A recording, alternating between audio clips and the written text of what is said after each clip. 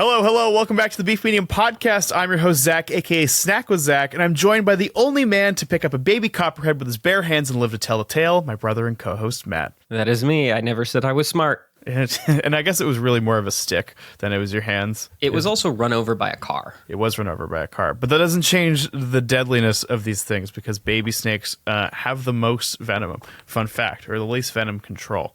Anyway, Alexis Frost is on today, a.k.a. lex.loves, somebody who I just truly, truly love. And she started off her career as a teacher. She was a teacher for 10 years and ultimately left to make social media content. She has a really popular viral format where she goes around and tries the orders of fast food employees. It even got her to meet Keith Lee and work with Chipotle. She's a go-getter. She's a content machine. Yeah, 2 videos a day, 14 videos a week. She rarely misses a day, and she hasn't in like 3 or 4 years. And she does all that while being a mom. Also, we learned that she studied criminal justice in college. We have a whole tangent there, too. It's a fantastic episode. Her outlook on life is really cool. Her story of picking herself up and going for it is really cool. I think you guys will find that really inspirational. And if you're curious as to why you can't see Matt, his camera doesn't work. Yeah, we'll figure that out, though. Yeah, we'll figure that out. But without further ado, please welcome Alexis Frost. One of the big things that I wanted to have you on in particular is because we have a lot of creators come on that they are full-time creators, but they still have day jobs. And your story in particular is really cool because you were a teacher and you ultimately became a creator full-time, which is really awesome. So in 2019 is when I started creating on TikTok, but it wasn't on my own page. So the way that I even started TikTok was one of my students came into my classroom every single day for 10 days straight and asked me how I was. So it sounds crazy, but she would come in and she would say, "Daily Miss Frost, how are you today?" And I would say, "I'm fine, girl, like go sit down, you know?" And so since she was like late or absent or something every single day, it took her longer than 10 days to do. You know what I mean? So like, I didn't really realize that I was technically saying the same thing every day. So once she compiled it into one thing and posted it on TikTok, it went viral. And at that time, there was no teachers on TikTok, right? Like they loved it. They ate it up. So then she just kept doing it. And we literally did that for maybe like, in the end, we ended up having like 100 days of it or something seriously? crazy. It was like a whole Holy series. cow. Yeah. And they just loved it. And then I would just do teacher content. So like, it was just a different time then too. So I would dance. Oh God. And I would, just do like kind of skits, like, you know, like the cringy teacher stuff you see now, like that's the type of stuff I would do. Yeah, that's the type of stuff I would be doing back then. But like, it gave me the following and the platform to be able just to like sit in my car and eat food now. What was yeah. Obviously, we're talking 2019. So this is before the pandemic, before car reviews are a thing. Did you start doing the food reviews because it was like you couldn't teach in person? What was the segue into this? Because you're entirely food now for the most part. I did teacher and like lifestyles or like hair, makeup, clothes. I did all of that for the majority of 2020 actually. And then probably in September of 2020, I decided to do a snack video of just like snacks that I had seen people making on TikTok, like because we were all obviously just sitting at the house. And so my very first series was trying TikTok snacks. And the first one did okay. And I was like, okay, I'm going to just keep doing this. And I literally have done food every single day since that day and never stopped. I had like probably 700,000 followers by that time when I was doing food. Whoa. Holy cow. My platform was based off of teacher content. So everybody knew me as being a teacher. Yeah. And I knew that was the case, but I thought it was like maybe you had like 10, 20,000 followers as But you have to remember, it was a a very different time then. It was so much easier to get followers, so much easier to get likes and views. Like back then when I first started doing snack videos, like after that first one, literally every single one went viral. There wasn't a time when I didn't have a viral video then. So it's like kind of heartbreaking to see the downfall of it. I know. Well, Matt, you know, but like it was a completely different platform then. It was just so much easier and not everybody was doing the same things, you know, like people weren't sitting down and asking for suggestions and eating all these weird snack combinations. And nobody was doing that. And there weren't a lot of teachers either. So like, I was really like, there was just not a lot of people doing what I was doing at that time. Yeah, being early onto a platform is super important, because Matt and I talk about this a lot, but we had a YouTube page back in 2007, 2008, to which I learned that we had way fewer subscribers than I originally thought. I thought we had 100K. We apparently had 10but it was I feel like that's still good. 20. Oh, yeah. It was 20. Oh, Okay, 20. 20. See, Look, I 20 can is never get this good. number right. But I mean, back in the early days of YouTube, Matt can attest to this. It was a lot easier to get views and have your stuff get discovered. Yeah, no, it absolutely was. It's also interesting, and I don't know if we've ever talked about this with anyone. No one really prepares you for the fall off when a platform changes or when strategy changes, because our YouTube channel sort of just fell off naturally. We stopped making content.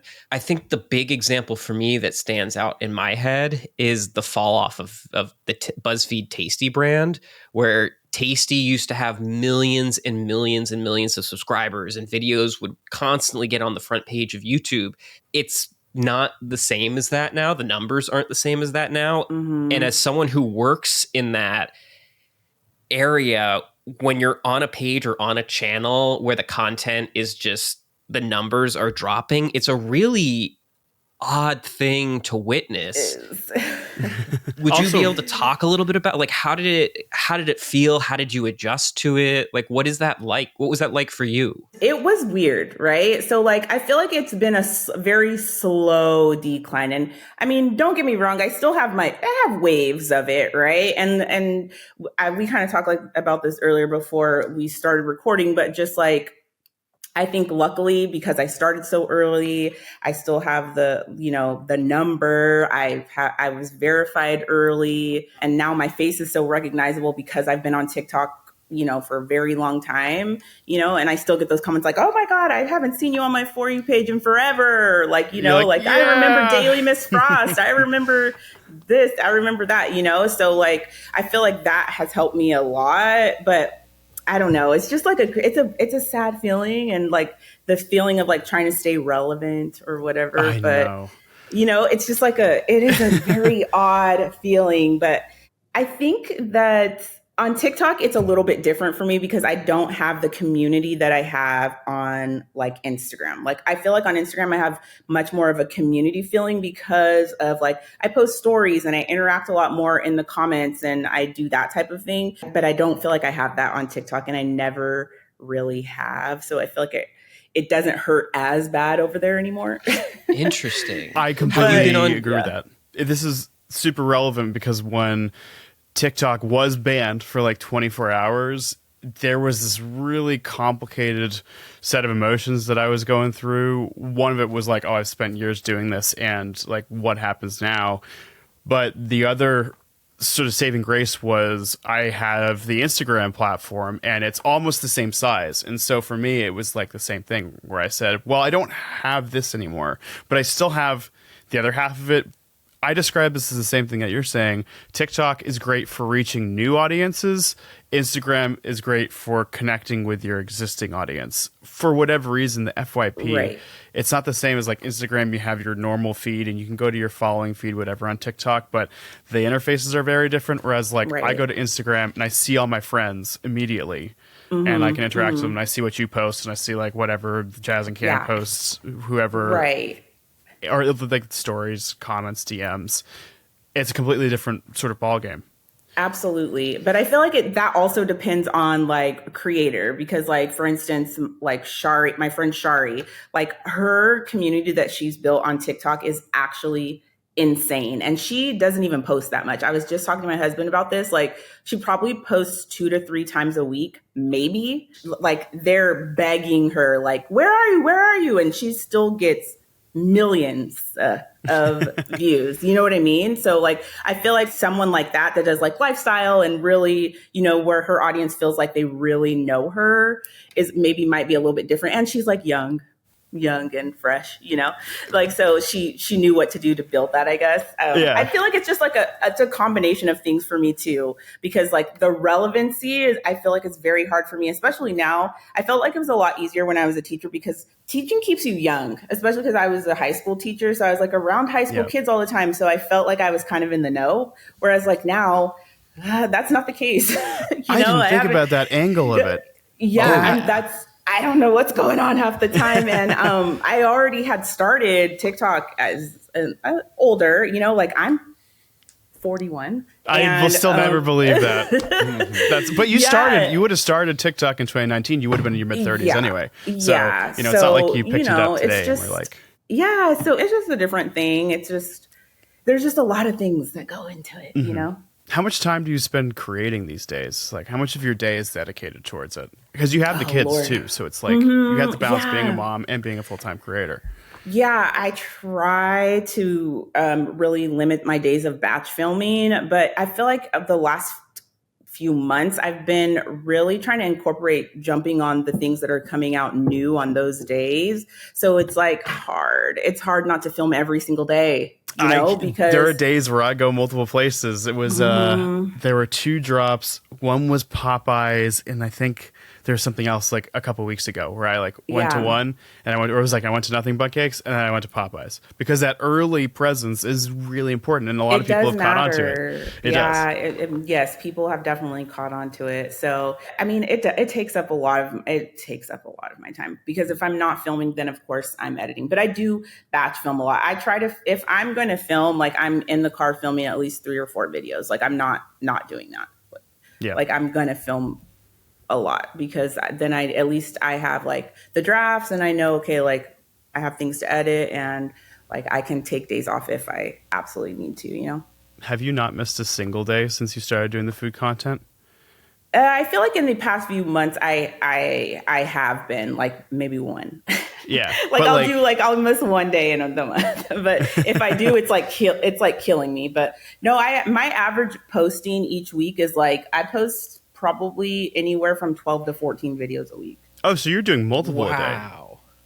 Damn. Yeah. And is this across platforms? Like, is all the content that goes up on TikTok the same as what goes on Instagram, or do you tailor it differently? Well, I used to have to like figure out, okay, what am I going to post here, there, and everywhere? Because I've only been doing Instagram since when I started doing Instagram when I stopped teaching. So in 2022. So like I was just playing catch up basically. I was just like, posting the old content on there. So like it took me a long time to catch up, to be honest. So now luckily I'm literally just got to the point where I'm posting the exact same thing on all platforms. So yeah, now I don't change it at all. It's just posting the same thing across all of them. That's so that's such an impressive amount of content. Thank you so much. I really appreciate that. Like, I just want to work. No, I mean, but it's really a full-time job. I think that people don't realize that the amount of effort it takes to sit in that car and then do all the extra things to get it. It's nonstop. It becomes your office. And even if you're worried about, like, no wonder you're worried about not staying caught up, whatever, with current times. You're filming like 4 or 5 hours out of the day. You don't have time to doom scroll on TikTok. No, I really don't. Yeah, but yeah, no, I live in my car. I absolutely live in my car. Like, there's never a time I'm not in there. Like, as soon as we get off of here, I'm headed to the car. I wanted to talk about one of your formats that you do, which is trying the orders of employees' restaurant orders. Yeah. What was the impetus for that format, and what has come of it? What do you love so much about it? My first series was the Trying TikTok Snacks, and that was mostly because of we couldn't go out to fast food places, so that's why I was just doing the snacks in the house because that's what you could buy at the grocery store or whatever. But once things started to open up, I was like, okay, like let me think of another series that I could start. So then that was the next series that I just happened to start. And so I did a video asking for employee suggestions. Like, if you work at this, and this, like leave your suggestions. And I just had thousands and thousands of comments. And so then I just started to reply to them and use their suggestions. And that really took off. I mean, that's one that I still use to this day. And yeah, that series like has Oh my God. It has brought me, I feel like that series has brought me all the success that I've had, honestly. It takes one idea. That is the one idea. That's the idea that got Keith Lee to notice my thing, to get me the Chipotle deal that got me my, like, I was hoping you were going to bring that up. For context, people who aren't familiar with this Chipotle specific thing, break it down because it's a really cool story. Yeah, oh my gosh. Okay, so it was so long ago. That was even like, I mean, Keith Lee was a thing then, but not like how he is now, you know? So I think he maybe had like 5 million followers then. I mean, that's still a lot, but like Rookie not numbers. Like how he is. But that's not like how he is right now, you know? But he was still like blowing up places, you know? Like, you know, he was helping businesses a lot then. So this was in 2023. I had tried it in 2022. And then I had started a series where I was doing my favorites of employee suggestions. And so that quesadilla that he did was one of my favorites. So I just happened to try it again. And the funny thing is, the day that I went to try that, to make that video, the girl told me, no, I can't, we're not allowed to do that. She's like, we're not allowed to do that. We're not allowed to put the fajita veggies in there and make the quesadilla like that. And nobody was in the store. And I said, please, can you just like drip the juice off of it? Because that's what she was saying was a problem. I'm like, can you please just drip the juice off of it? You don't even have to put a lot. Like, I've had it done before, you know? And she's like, okay. And she did it. And that was the video he stitched. And it went viral. And Chipotle saw it and he broke Chipotle because people were going to Chipotle to order it. And they were telling them, no, we can't do this, you know? And like when I had done it the first 2 times, it got maybe like 1 million views when I did it. And like both times it got like 1 million views. But when he did it, it just fucking exploded. And then like, oh, sorry, I didn't mean to laugh. No, it's okay. You're good. And so then Chipotle emailed me maybe like a week later. They had emailed him and he was like, well, where's Alexis? You know, because he like DM'd me like a real one. He like we love creators lifting up other creators. Oh, absolutely. No, he had DM'd me immediately as soon as it started to take off, like, because people were even in his comments like, oh, this is such a good idea, da da da. And he was like saying, no, I got this from her, da da da. And then he was telling me like, I'm so sorry. People are stitching me and just giving me credit for it. I gave you credit. I stitched you, da da da. So that was even before Chipotle reached out. And then like Chipotle reached out and he was like, telling me, he's like, yeah, I was sitting in a meeting and I was like, well, where's Alexis? And they're like, oh no, we reached out to her too, but we wanted to do 2 separate meetings. Obviously, like the deals are going to be different for someone that, you know, we had different followings basically, you know? So it comes down to it was just different. We had to have 2 different meetings. So anyway, that's how that came about. And they flew us out to Las Vegas he lived in Las Vegas. So they flew me out to Las Vegas the next week. And it was just so fast. And then we ended up doing like 3 videos for them or something for it. It was a meal it was a meal. We had our own, like he had his, it was like the quesadilla and then mine was like something else, the fajita quesadilla or something like that. Because mine, I had called it something. I can't remember. It was the same exact thing, but I had a different mixture that I had used. It wasn't the vinaigrette and sour cream. I used the hot and the sour cream, I think. And then it kind of just like stuck around for a little bit. They brought me back on DoorDash a couple times with it. And it was just a huge deal. Cool. I know. I bought my house with it. Yeah. Oh my God. That's like how I got my house. And hell yeah. I know. Yeah, it was just, that was like life changing. And then from then, like a lot of brands reached, that was a huge year for me. Like I had a lot of big deals after that. That's fantastic. And it's all because of one thing that they didn't even want to make for me. And there's truth in the caveat of not that you'd ever be a not respectful person, but like I think people will go in and take what I'm about to say the wrong way. But like it goes with persistence. Like if you're persistent and you don't obviously hound people, you know, be like, you need to do it. But like you pushed back a little bit and we're like, hey, like please just try. Like if you if you kind of just walked away in that moment, absolutely, it would have been totally different. Like your entire life may have been different. And I think that goes to show what confidence and just like a little bit of perseverance comes with being a content creator. Granted, like I know my limits. I've been doing this for so long. If something's outrageous, I'm like, a lot of the times I'll build it myself and just pretend like I didn't, you know, or like pretend like they did or whatever. Like if it's crazy, I'm not gonna, like, I don't push people to their limits. You know what I mean? I know like they're doing their job and they're doing me a favor ultimately, right? So I'm very respectful when it comes to employees, like always. Yeah. So, but at that point, I'm like, there's nobody around. Somebody else has done it before. Just I please. promise. Please just drip the juice off. I promise it's not that big of a deal. Yeah. Persistence is yeah. key. And obviously treat your retail workers, restaurant workers with respect, people. Absolutely. No, absolutely. But it does remind me of another story that, do you know Luke Foods? Are you familiar with Luke Foods at all? Yeah. Yes. Yeah. Luke, I remember following Luke when Luke had like 100,000 followers on TikTok. And Luke had come on the pod at one point too, because he's a friend of mine as well.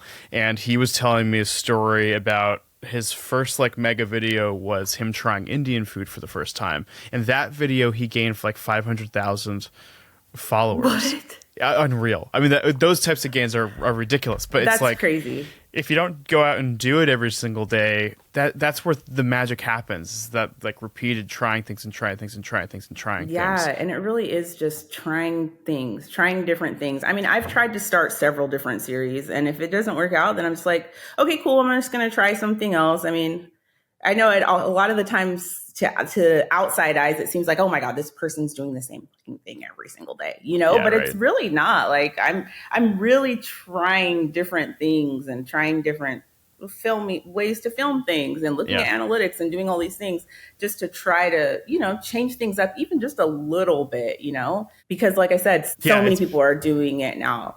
Going over to Instagram was very hard because they're like, oh, why are you over there? And why are you doing this too? Why are you trying food in your car? Why are you trying food in your car? It's like, oh God, please don't get me started. I had this conversation with somebody the other day, and it's a friend of mine, because we've gone back and forth about the car review thing, which was born out of COVID because, again, you couldn't go in restaurants.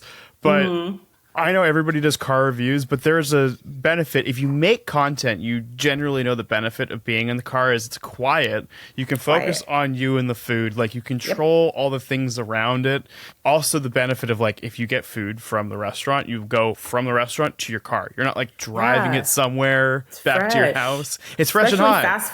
Especially fast food. Like because for a while, Popeyes? I was doing that, just driving it back to my house. Like, I did everything in my house in the beginning, and it just was not the same. It was like, okay, this video is cool and all, but like I could never do like the close-ups and all of those things like that I do now because it did not look like that. Yeah, it's just like not reasonable. There was even I went to try Checkers. A while. Have you had Checkers before?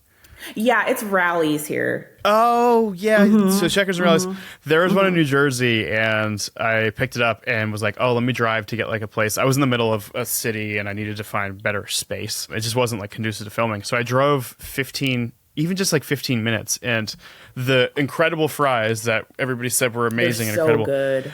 The flavor-wise were great, but even that 15 minutes in that bag, they were soggy. And so I was like, look, this isn't a good perspective of how their fries actually are, because I went to move the car. So if you live like my Arby's is 45 minutes away, if I wanted to try the steak nuggets in my house, I would have to drive all the way up and all the way back. Yeah.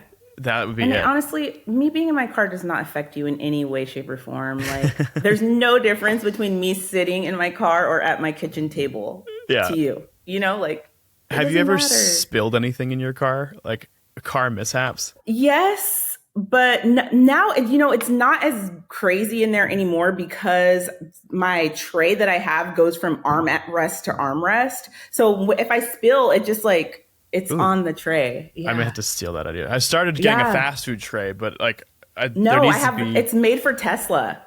I got it off of Amazon. It's made for a Tesla, and it goes from armrest to armrest. Okay, it's big, a black one. It just, What a good tip. There was my biggest mishap filming a review in the car, and it was disastrous. I had just bought this car in October of last year, and I had to review. This was at the start of the summer when I think the Frosty Fusions came out. Oh my gosh! Or there was like story already. Yeah, or maybe it was the Raven's Blood Frosty from the Wednesday meal. I think that was it. So it was. I mean, I think that was July or August, and I had two Frosties. I had a chocolate one and I had a vanilla one, and it had just gotten to the point where it had melted, and I was trying to get the tray stabilized, and one thing fell off. No. Yeah. The balance of everything took it with it. And so it spilled these like 20% melted Frosties all over my console in the car. And then like the nugget sauces went flying. And those were like, did you try that meal? No, I didn't. It was good. No. But the sauces were like blood red because it was Wednesday Addams. No. Yeah. Oh my gosh, no. Yeah, no, the trays will save your life. The trays. I had the one that hooks onto the steering wheel too, but I always just use that one that goes from. How did I not know that these armrest. existed? I thought everybody was just out here struggling to uphold everything. Charcuterie boards are a thing now. I have seen people doing that, and I wonder to myself, like, okay, that's cool and all, but I want my hands and I want the like spread to be there. You know what I mean? Yeah, 100%. Yeah, just type in Tesla, what's it called? Car tray on Amazon, and it'll pop right up. And it folds. It folds so you can just keep it in the back seat. That's what I do. After the Frosty thing, I learned to take a towel and I put the towel over everything, and then I have the tray like this. It's like a little bib for you. Oh, I need it, dude. Well, all the stuff I eat is like melty now. The Blizzards, the Frosties, the like. Yeah, what is happening? The Blizzard just instantly melted. Right? These last ones. Oh, it's like, what's happening? I don't know. The alternative is those. What was it? Was it Walmart that got in hot water because their ice cream sandwiches wouldn't melt if they were left out in the sun all day? They wouldn't melt?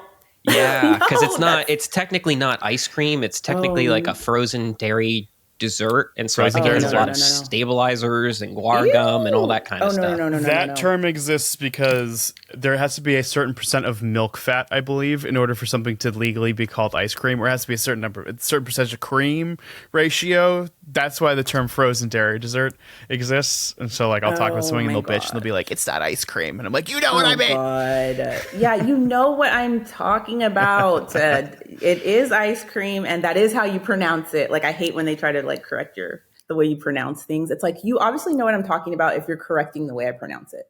There was one, I remember the Panda Express test kitchen is in Pasadena. And I said, as somebody who's only been to I know, I just heard Matt go like, oh, I said Pasadena. Oh no. Well, that's not even that bad, I feel. I know. I was about to go the opposite way. I was like, that's dumb. Oh, oops. I was like, you shouldn't pronounce it. They were like so upset about the way you said Pasadena. Yeah, or like one time I forgot what a hush puppy was in a Long John Silver's review. Oh my God. And everybody was good. like, how do you not know what that is? And I'm like, I don't know, dude. What did you call it?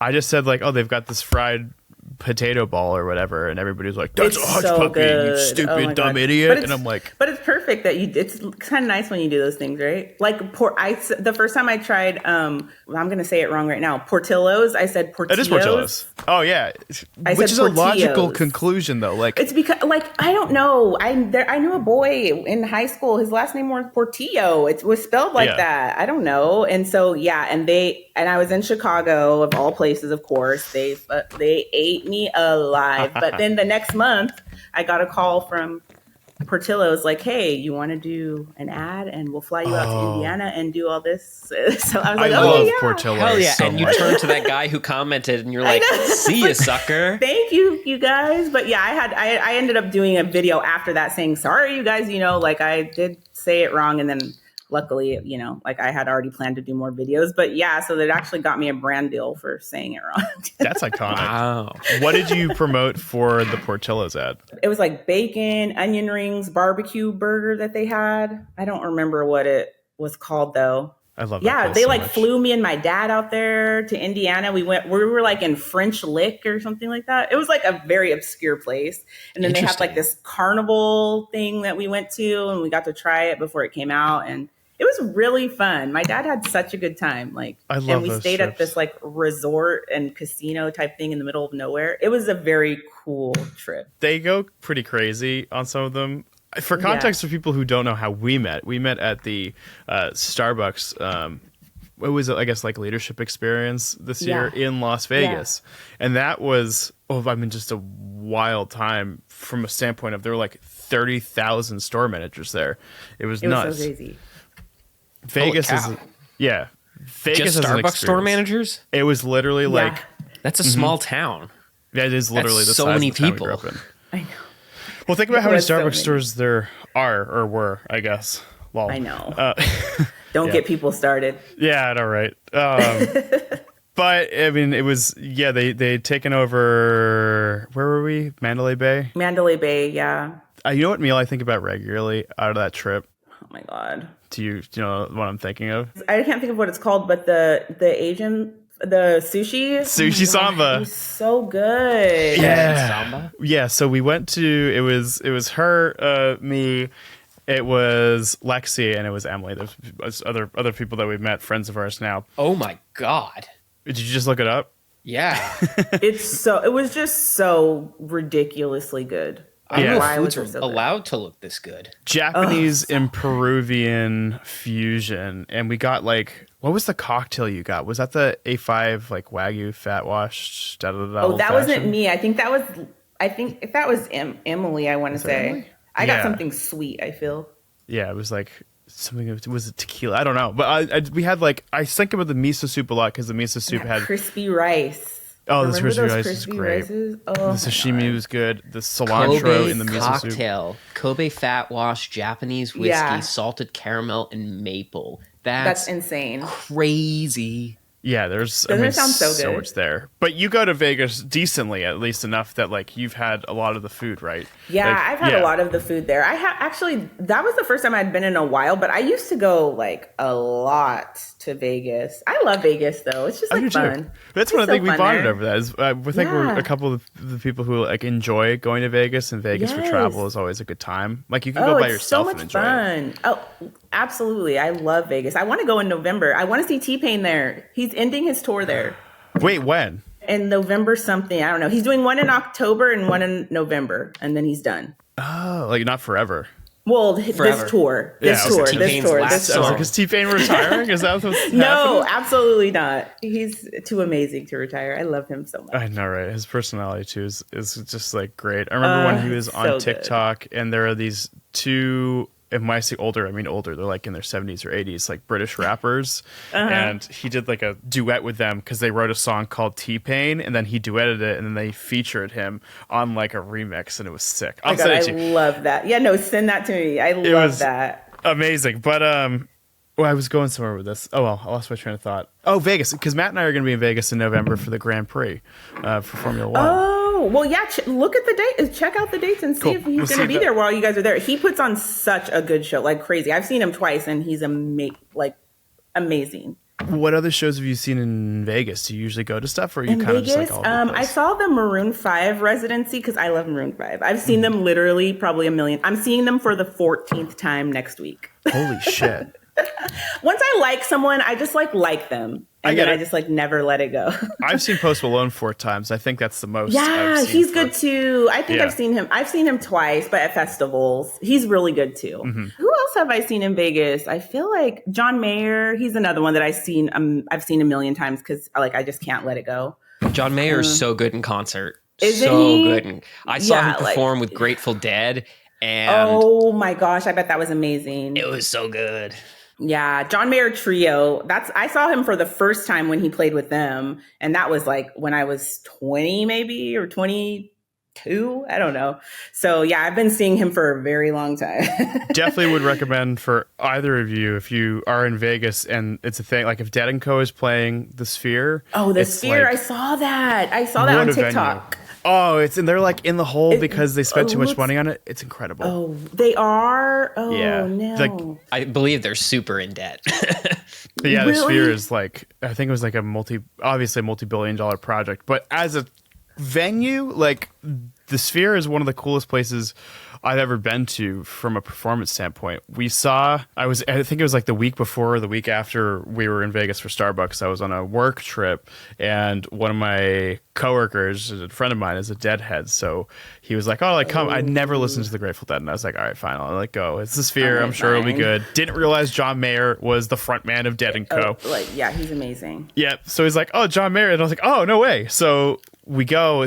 I got a little nauseous the first like 2 minutes because it starts opening it up over San Francisco, and it's this whole thing, but it settles real fast, and you just have these like crazy things going on and visuals, and it's like the surrounding thing. And I if need you to see. it's so good, you'd love it. especially if you're a John Mayer fan, or like I'm sure anybody, Love like him so much. whoever I'm else hoping does them. NSYNC comes back around and will perform there like Backstreet Boys did. I was gonna say I thought they did. It was the Backstreet Boys that Yeah. I was thinking of. You being a big traveler, where else are you traveling for the rest of the year? I feel like you've been all over the place this I know summer. I've been this year I've really been on it, and then my husband just told me you need to stop. So like this month is my first. This was the first month where I actually kind of slowed down. I want to go to Florida in November. My friend, like, just to meet up with a couple of my friends. They're running like a marathon down there, and I told them like, yeah, that'd be fun for me to just like cheer you guys on and do food content or whatever. And then I think I might go to Kansas City with my dad in December. But other than that, I think I might be done for this year. Where did you Just for go? this Do you year, travel 'cause I've mostly been- for content, or do you travel Yeah, for personal? that's really it. I don't even really like to travel, to be honest. I love my house so much. I'm a homebody. I just like to sit and watch shows and like relax. That's like my thing. But I love a hotel. So that's the best part of traveling for me. But yeah, anytime I'm traveling, it's literally for just content. And then even if I'm not traveling for content, I make it about that. Unfortunately. I mean, it's business. What is the expense, coolest place content has taken you to in your mind? Well, first and foremost, let me say that I don't like to travel outside of this country. So, so it's going to be in America. That's fine. So I'm going to say the best place that I've traveled in America for food, let's just say. Okay. And before I even start this, I only got to be in New York for like 24 hours to actually try food. So let's just take New York off the table, okay? Because I don't want people freaking out on me.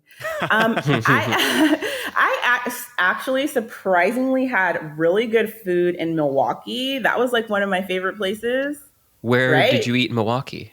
I knew you were going to say this to me. I don't remember off the top of my I don't head, remember but names I either. ate a- Like, I know ate nothing a lot about of different Milwaukee. places there. A lot of different places there.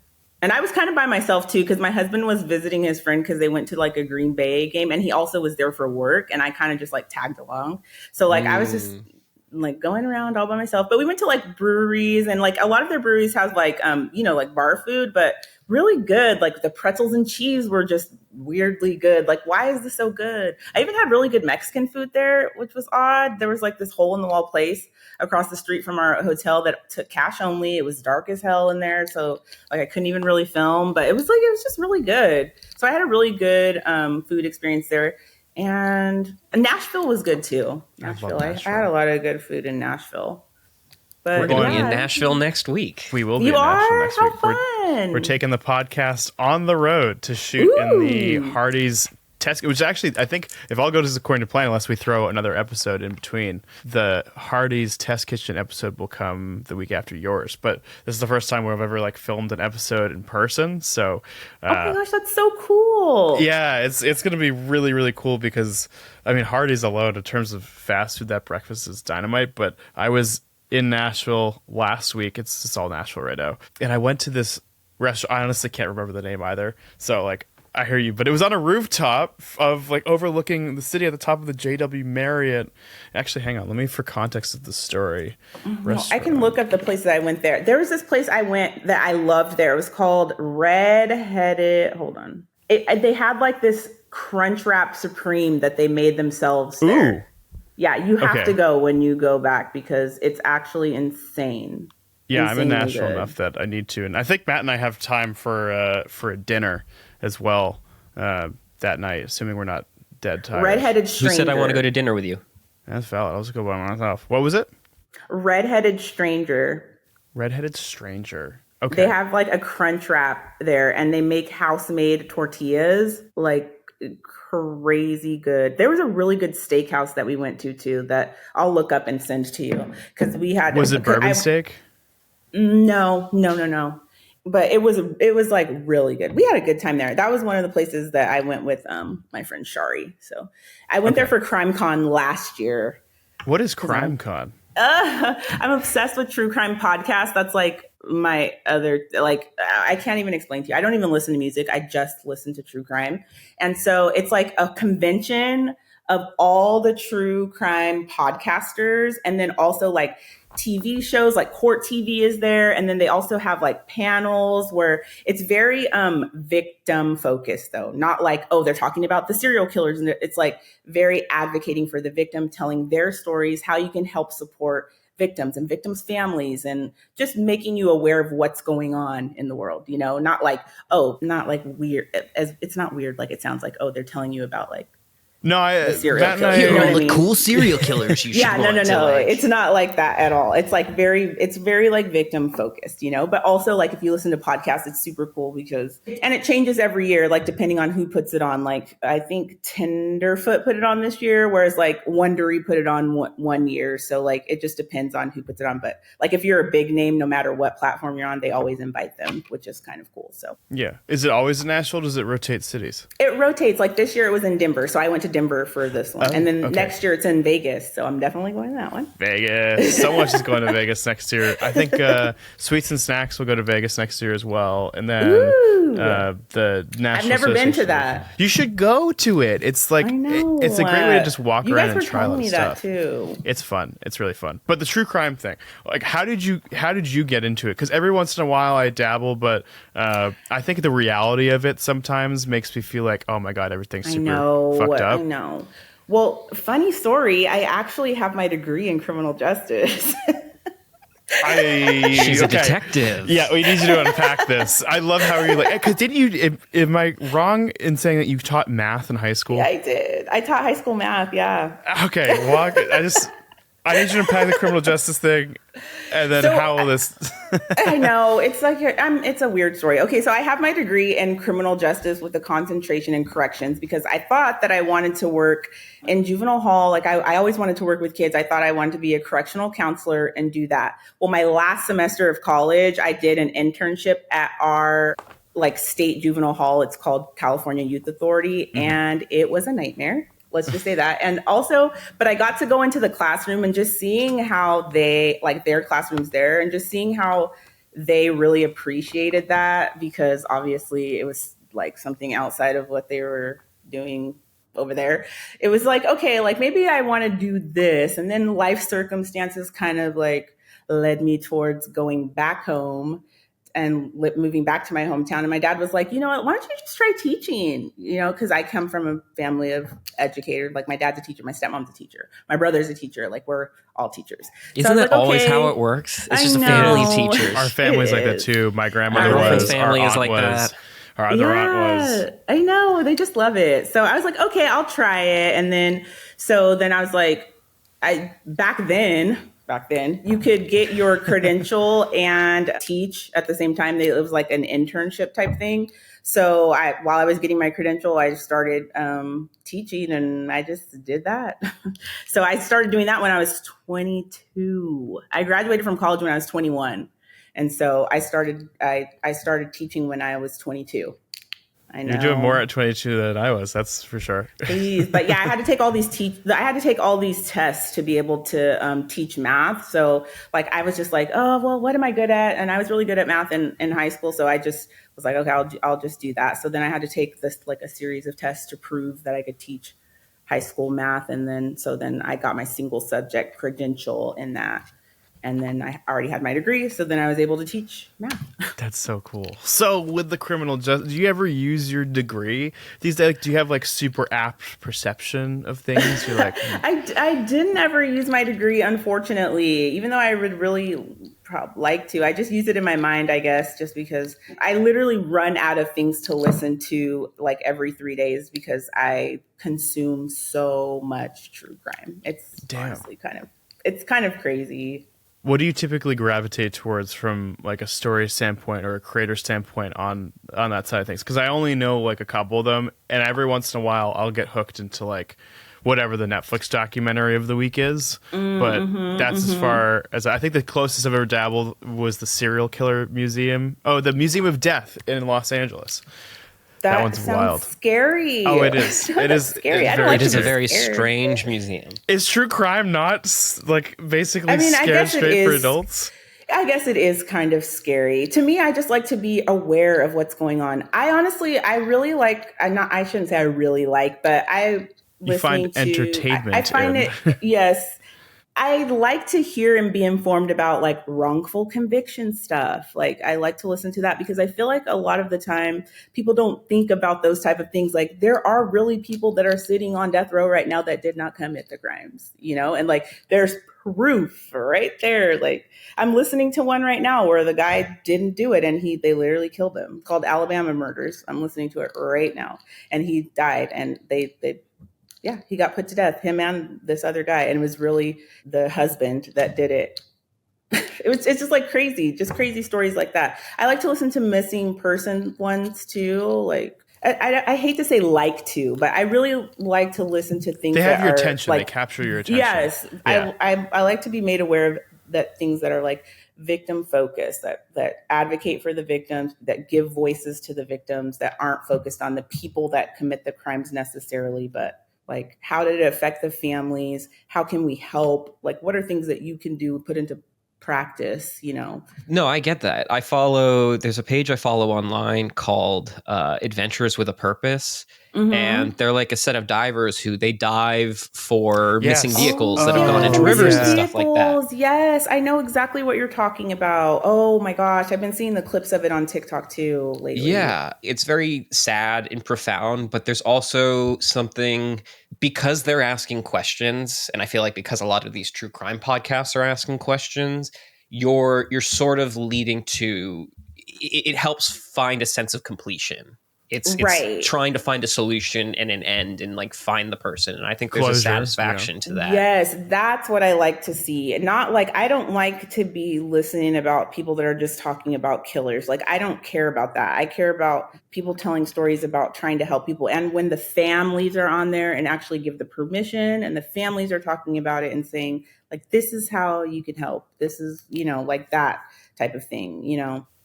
Exactly. I think my closest brush with this was when the whole Gabby Petito situation happened too, and that unfolded in real time. That was such a really, surreal experience. And then obviously somebody still died, and it's still a mess up scenario. But like the Karen Reed trace case, which happened in Boston, like that was in our city, and that was in your city. There's all this evidence. That had to be wild. Yeah, it was crazy because it was like the only thing people talked about for like, I want to say like a year. It was just like nonstop. Oh but my it's gosh. such a, I think that the saving grace of it, I don't think that there's anything, obviously, you've gravitated towards criminal justice too for, it sounds like a large portion of your life. There is a lot of truth to like the way it can bring people together in the senses that people can do something with it. I think that says a lot for the activism too, for a lot of the folks that are on death row wrongly, and there's, like falsified DNA, whatever the thing is, and you have people who can call attention to it and do something as a group. Absolutely. It's just so much more than just it is very entertaining for me, but also like it is more than that, obviously. It's all a learning experience, and it's all Absolutely. about The converse side of trying things to too fix a is, problem. yeah, then you end up with a documentary, and not going to say Netflix documentary because I don't know if this has happened in that case, but it's like where I think that the Bundy one was actually kind of like this, where it like glorified Ted Bundy like specifically, and everybody was like, "Oh, I'm in love with Ted Bundy." Yeah. Well, the Netflix ones do that. That's why they're all over that guy. What's his name? Ryan Murphy, that keeps doing the monster ones, like the ones with Ed Gein right now, and with Do you do Dahmer? Jeffrey Dahmer, and then the brothers, the Menendez brothers. All of them are very handsome. He chooses the most handsome actors to play them, and then he like glorifies them and also makes them the victims. And sometimes they are the victims, but it's like a little bit much, like, yeah. Well, and that gets into the psychology of it too, to be like, okay, well, this person was obviously abused and traumatized as a child. There wasn't a proper way for them to get things out, or there was this tendency, and then it kind of like corrects.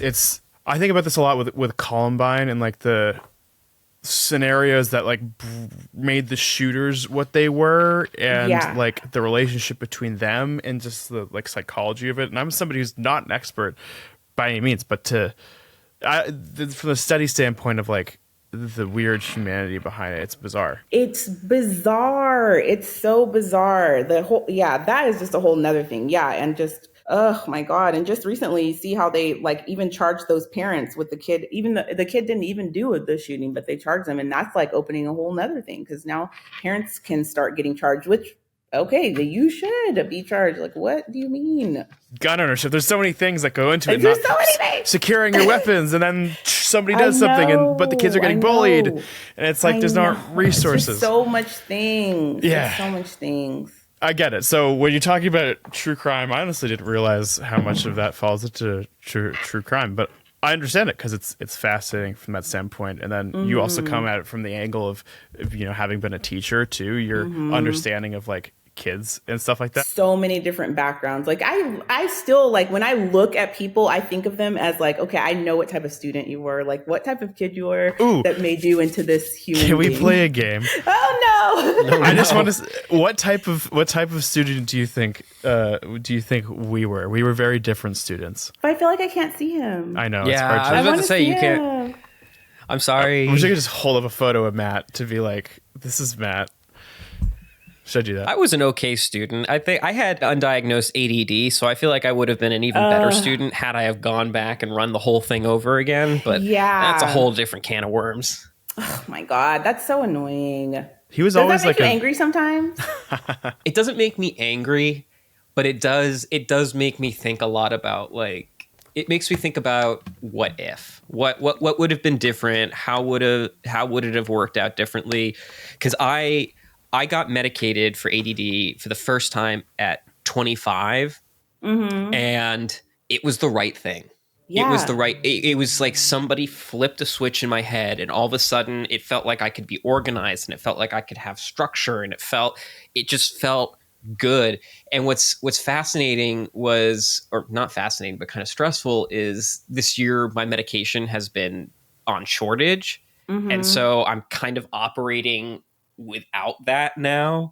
And I don't know how I functioned like this for years and years and years, because I finally got to see like a little bit of clarity for it. But yeah, I'm not mad about it, but like that's the thing is I also try to look at it as, okay, now that I know this works, I don't ever want to stop learning. I don't ever want to stop being creative. And so any of the opportunities or things I feel like I missed as a kid, especially when it comes to school and just picking up new materials and new hobbies and things like that, I'll just pick it up as an adult and make up for the lost time. That is such a good way to think of it, honestly. Oh Yeah, my gosh. I have a question for you. Okay. In talking with you, so much of your life has been, making do with unexpected pivots and circumstances. You went to school for one thing, but then you became a teacher, and then you went viral on TikTok and dove head on into that. Over the years of making content, would you say it's taught you anything about yourself? Is there any sort of confidence you've been able to take away from making your videos? What would you say you've learned about yourself as an individual and as a creative and just as a person? I have a very odd personality in where it's like, no matter what I do, I just like want to be the best at it. It's like, and content creation makes it very hard to be the best because there's so many people that are doing the exact same thing. So it really has put things in perspective in that way. Like, okay, you know what? You can't be the best, but I mean, you can be the best, just maybe you can be the best at this one thing. And you've created this community where these people think you're the best at, this. They love you for doing these things. And you have created a certain community that, comes to you to look for these things. And they ask you questions about these silly things and like this, that, and the other. But for me, if I'm being completely honest, I think if I didn't make money from this, like if this wasn't my job, I would not have social media. But for me, the best part about this is that I have been able to monetize this and fall in love with it at the same time, because my life was actually absolutely crazy before this. When I started social media, I had just gotten a divorce. I was living in an 800 square foot apartment with my 2 kids. It was like a 2-bedroom, 1-bathroom apartment. I was, like I said, recently divorced. Then COVID happened. So we had to shelter in place in that tiny apartment. I was in the Bay Area then. So like, it was really like we were locked down, right? Like, cause some places didn't really believe in that. for some reason. Like my husband, we weren't together then, but like where he was, like he literally went to work every single day during COVID. Like there was no such thing as a lockdown for him. So like that was the life that I was living. But that also gave me the opportunity. Like I would teach until 11 because we had the best teaching schedule, thank God, because of Zoom. And then I just cranked out content. I was posting 3 videos a day every single day while we were locked down. And it just gave me the opportunity to just like really put in work to build my platform and create the life that I knew that I wanted to have. And so that was really big for me. And just to see that grow and then also see that I could monetize it and see that I could like make a better life for me and my kids. And like, and then everything just started to turn around, you know, like I met my husband and I got married again to someone that actually like, you know, we love me him. and bought, yes, we do love him. We bought a house and, you know, like the kids go to good schools and like but to think back to when I first started this content, when we were in my tiny apartment sheltering in place, it's just like insane. So that's the part that I think about. Like, yes, I think it's great that I do this and, you know, like I get to be myself and be silly and eat all this delicious food and do whatever I want or whatever it is. But I really just, I'm so glad that I have the opportunity to monetize something that actually brings me joy and I'm able to do it for the kids. And like, you know, like I've created this life that at the time when I started, I did not think it was going to be like that at all. And you deserve it too. You've spent so much of your life dedicating yourself to other people, educating kids. I mean, even when you're pursuing criminal justice, like you're looking to help people, and you spent a lot of time working for this. And I mean, yeah, you've earned it, but I mean, you're just a great person anyway. Thank you so much. So I really like, appreciate that. Yeah. I think proud is an understatement. It's so impressive too, especially with the context, knowing that you started all of this right before the pandemic, had a divorce, had 2 kids. And I think what's even cooler about it too is your kids are now going to have seen you go from having to like work so hard as like an individual, as a single mom, to what you've done now. Like you couldn't possibly set a more impressive example for your children, which is so, I hope so. So cool. Thank you so much. You know, I hope so. I just hope that they like are able to see that. And like, yeah, that's what I hope. Like, oh my God, you guys see me working so hard every single day. Like I'm putting in work, you guys. I'm putting in work. And it also teaches them that like they can do that too, because they've seen someone manifest it in front of them. Like that's, oh yeah, absolutely. That is so awesome. Thank you so much. Thank you. I really appreciate that. So, I mean, now you're doing content full time, and we don't usually ask people on the show about this, but I think we asked our last guest about it. What's next for you? Do you want to just continue making content, or is there a goal or a pivot? I always just say like, I'm just going to ride this out until like nobody cares anymore. I don't know. That's like fair. That's great. And then after that, I'll just be a stay-at-home mom, but my kids are like old, so I'm hoping that maybe I'll be able to do this until my kids graduate, and then after that, like I won't have to do anything anymore. You can just travel the country, do whatever you want. Yeah, because my daughter's a junior, and then my son is in 8th grade. So, like, really, if I can just tough it out for like 5 more years. How do your kids feel about all of this? Because you have over 2 million followers on TikTok. Like, I can't imagine my father having 2 million followers on any platform.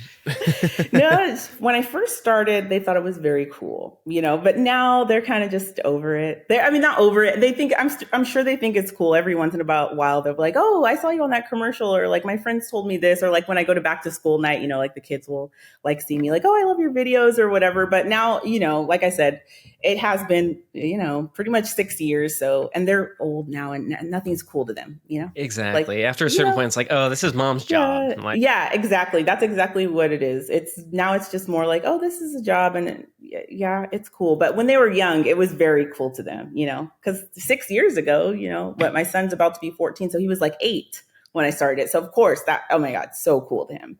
But now he's too cool for school. So like, that's right. We all go through that phase. Until college rolls around and he's like, Mom, I want to be an influencer. And you're like, let me tell you. You're like, here's how analytics work. of all of the, because you probably posted thousands of videos at this point over the year, Mm-hmm, is there a singular piece of content that you're just like, I am so proud of this, like this is my greatest accomplishment, or this is just my magnum opus when it comes to making things? I feel like for the most part, it all just falls under that. My favorite type of content to create is actually day in the life videos, which actually does not perform as well as obviously my food videos. But I absolutely love to do like, these are everything I tried, or like when I go and travel, like this is all the places that I tried while I was in Idaho or whatever it is. I love those type of videos, but they just don't seem to perform as well as the other ones. But honestly, I always try to, when I'm creating videos, I try to think of it as, okay, this is what someone's going to be looking at if this is their first time seeing me. You know, that's how I try to think anytime I'm creating anything. So I try to make it so I'm proud of everything, you know, like I feel the same way about one video that I feel about another, because it is potentially the first time that somebody's going to see you. So you always want to have that first impression, you know? That is a great point. Also, from the standpoint of, you know, you doing the day in the life stuff like that, sometimes you need a series for you. Like I do one called First Time Tries, where I try fast food places I haven't been to for the first time.